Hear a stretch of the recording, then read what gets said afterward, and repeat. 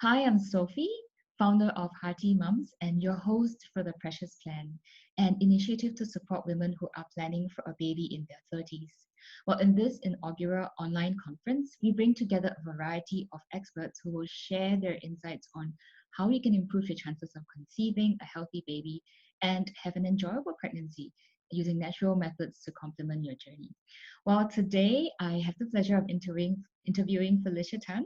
She's the founder of Out of Life. While Felicia describes herself as an ordinary woman who just wanted to have a family of her own. Well, however, things did not go as planned and she suffered two miscarriages, but welcomed a rainbow baby boy in 2015. Well, she founded Out of Life to speak of her experience and to share how she can help women who face similar situations.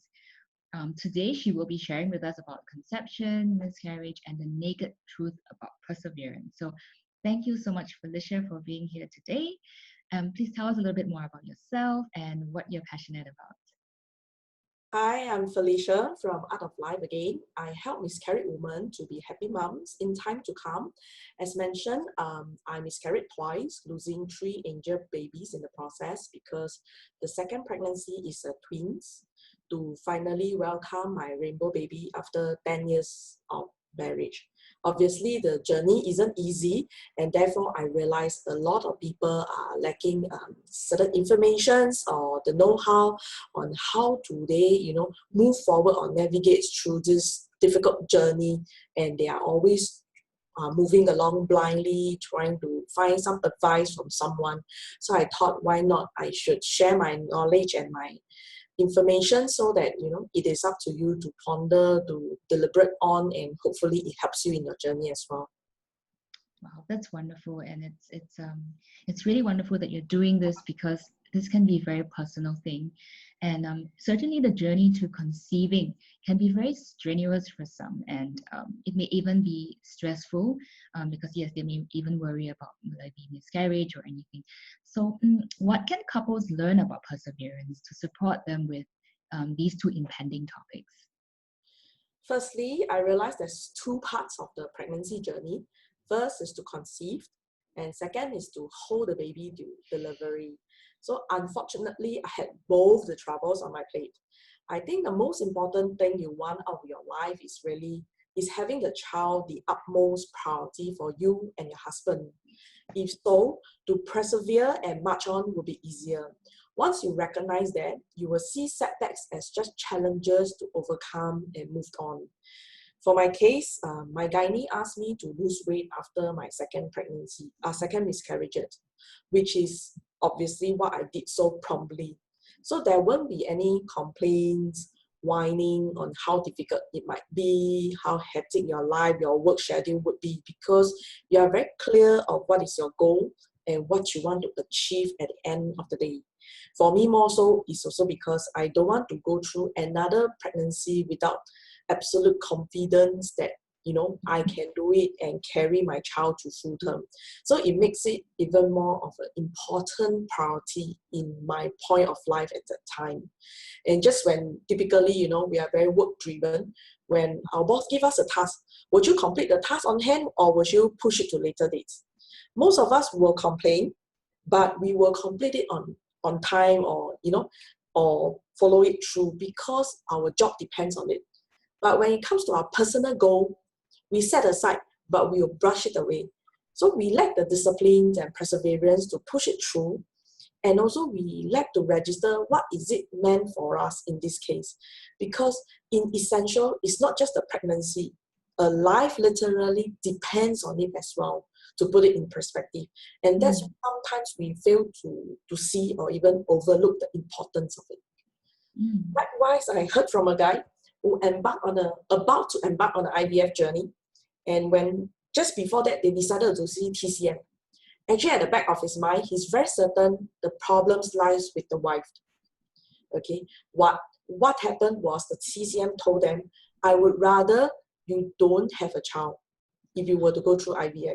That really threw them back because the guy was smoking heavily, almost like a pack a day, and the wife womb was weak. So the TCM was saying, both of y'all have health issue. So if you were to go ahead and have IVF, and if you do have a child, chances are the child may not be healthy and have to suffer later. So it is a wake-up call for him and for the wife that subsequently the guy literally quit that very same day. And in fact, they took time to nourish their body, and 2 years later, they conceived naturally.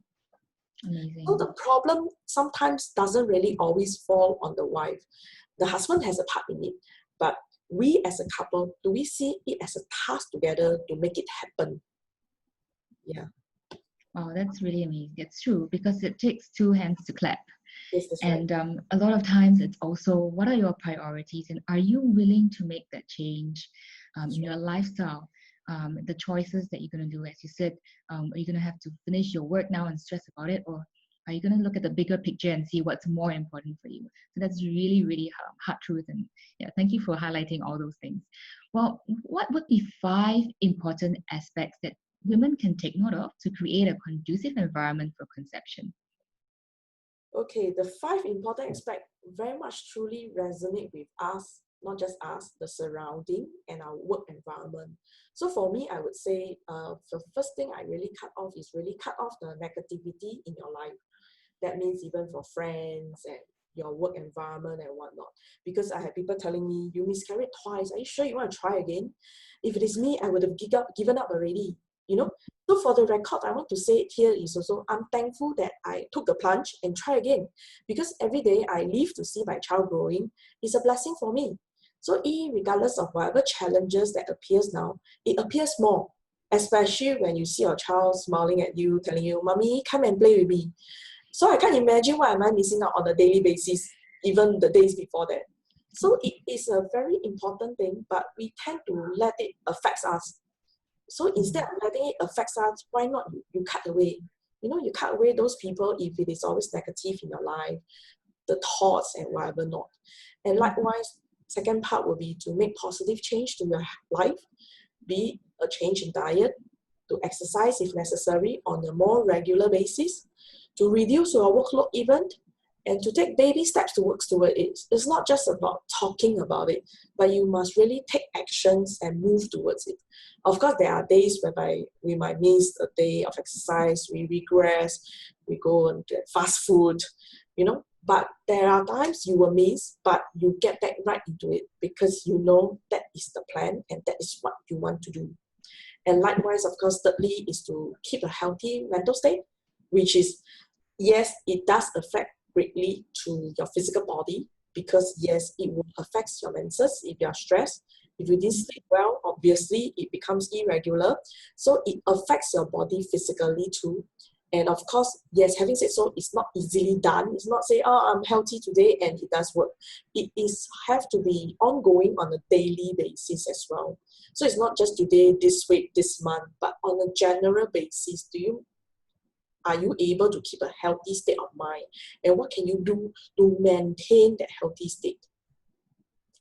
So fourthly, I realize is also slow down and enjoy the moment. We Singaporeans, we are too task-oriented, too efficient, too result-orientated. In fact, back then when we were trying for a child, we were like, okay, IVF is the fastest, quickest method. Let's go for that. But did we realize that as baby, it doesn't just happen. You don't just push a button, the project starts. It don't work that way. So when we realize, oh no, we don't have baby, so what should we do? You know, try TCM, try IVF, try this, try that. But we didn't prep ourselves on what is to come and enjoy the process. So it is a step to walk through, but it is also a journey as well. You can't say, oh honey, today is the right time, my temperature is right, I'm ovulating, come let's do it. It doesn't happen. Your husband may not be ready, he may be too tired, too stressed out, he don't want to do it. Then how are you going to go through it?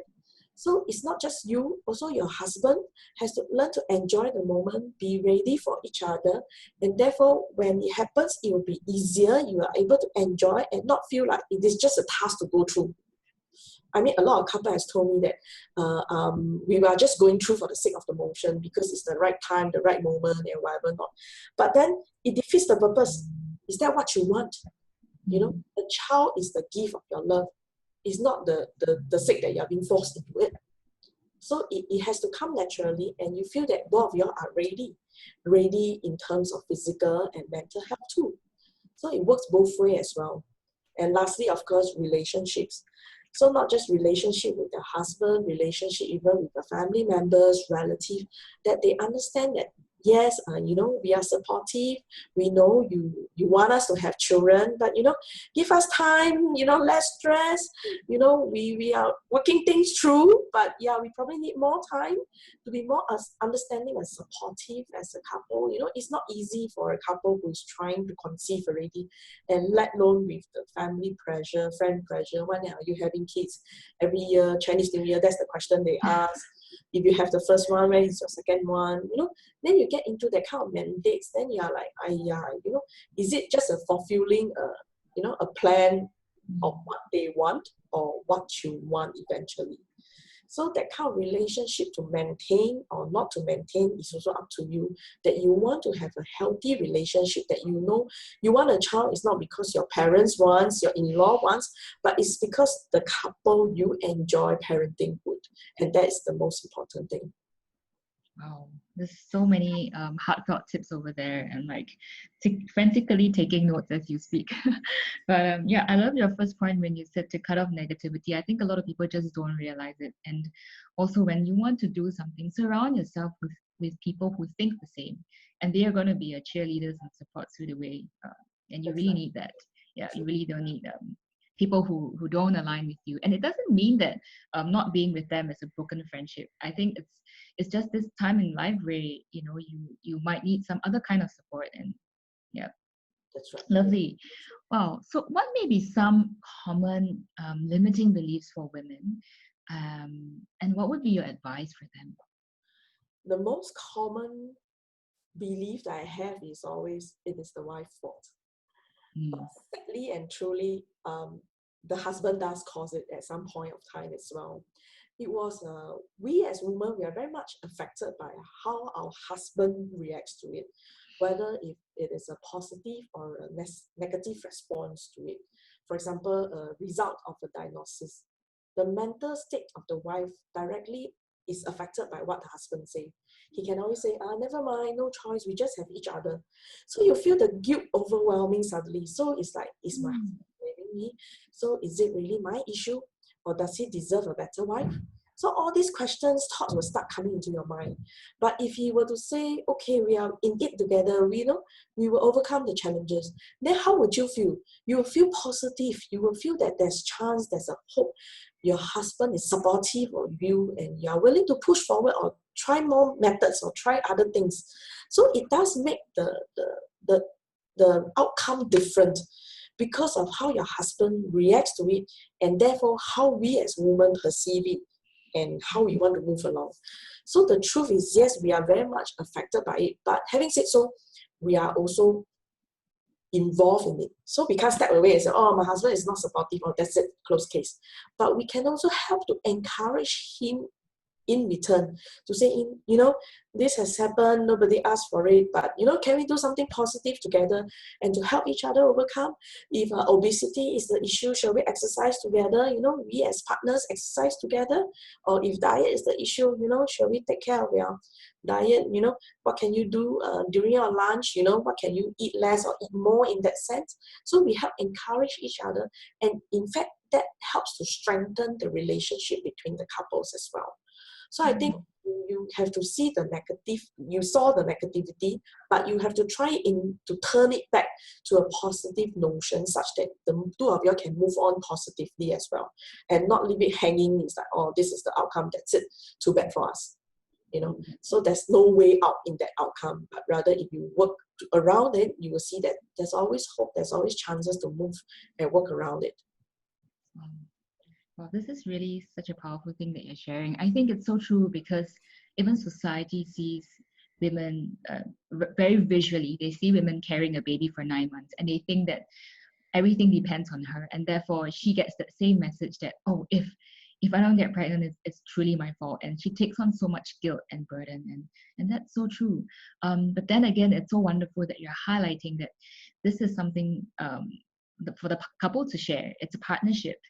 And certainly, even if you see a challenge, you can change that challenge into an opportunity. You can change it to something better. For example, like you said, losing weight, going for exercise together, that's another opportunity to spend time bonding and building up that relationship that's so important to start a family. That's really wonderful sharing. Well, how do you think mental, emotional health, like stress, how does that affect chances of conceiving or having a successful pregnancy? What's your view? For me, after going all through, I realized the mental state is actually very important and affects greatly, because I remember there are many times during pregnancy when I will feel down or anxious. So I will snap that thought and quickly, do something to stop that thought of mine. So for my case, I would literally even Google, YouTube, watch just for laugh, just to laugh my anxiety away, because now internet is 24/7. Google is always there. So I can find something to do so that I don't concentrate on that negative thought and to move away. Because yes, I realize if you have a negative thought, it does dwell into your pregnancy, and you start worrying, can you carry through, or something happens along the way, and you go through everything, every day of your life in that kind of notion and directions. So if something happens, you will blame yourself. See lah, I told you, this is what will happen, blah, blah, blah, blah. But if you were to snap that out straight away, maintain that positive upbeat, then you will realize, actually, everything happens for a reason. Yes, you moved on. Everything is being overcome. Yes, there's challenges, but yeah, it's been settled. So your state of mind will be different, and you won't be constantly worrying that will you lose the baby. Don't do so much in case when you lose, you feel more deeply for it and whatever not. And I realize it's also, which be it medically or scientifically, people say it does affect your pregnancy and the health state of your child later, as in will he or she be a worrying child or a sad child or things like that. You don't want to pass that on to your child as well. So all the more as a couple, as a family, as a mother to be, is to me what I see is a training now. You have to be trained to be a mother, such that when the right moment comes, you are ready too. Or else, if the child cry, you cry. What are you going to do about it? It doesn't help the child. Wow, that's amazing what you just said. Like preparing for a pregnancy, being pregnant, and all these methods to keep yourself in a good state of mind. It's also preparing yourself for being a good mother in the future. Because yeah, exactly. What will you do when your child is crying, and when your child gets older? What do you do when your child throws a tantrum? Are you going to lose your mind as well? So wow, that's a really good point. Really, really enjoyed hearing from you. Thank you so much for sharing your personal journey, and even talking about miscarriage, perseverance. It's certainly very heartfelt stories, Felicia. And Felicia, I know you have written 3 books. So to the audience, if you would like to find out more, please click on the link below. And do join us for our next speaker session, and also our panel discussion, where all our speakers will come together and discuss a common topic. Well, here's to the best start for your baby. And I'm Sophie, your host for the Precious Plan. Signing off for now. Thank you.